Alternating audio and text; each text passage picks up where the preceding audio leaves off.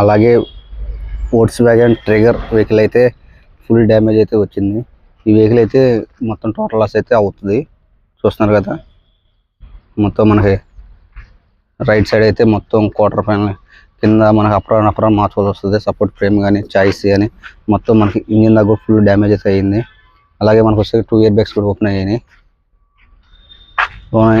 Dash board కూడా మార్చుకోవాల్సి వస్తుంది. ఎందుకంటే ఆల్రెడీ ఇయర్ బ్యాగ్స్ ఓపెన్ అయితే డాష్ బోర్డ్ మార్చుకోవాల్సి వస్తుంది.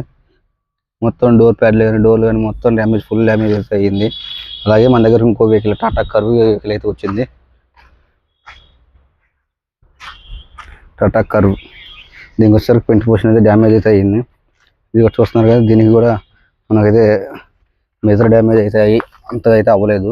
ఓన్లీ ఫ్రంట్ పోర్షన్ వరకు అయింది. బంపర్, రేడియేటర్, ఏసీ కండెన్సర్, మన డైనమో బెల్ట్ అనేది కూడా పూర్తిగా తెగిపోయింది. అలాగే మనకు బంపర్ అవన్నీ మార్చుకోవాలి. దీనికి వచ్చేసరికి ఏంటంటే పార్ట్స్ అయితే చాలా కాస్ట్ అవుతుంది. ఈ కాస్ట్ కూడా ఎంత కూడా మీకు నెక్స్ట్ వీడియోలో రివ్యూ చేస్తాను. చూస్తున్నారు కదా.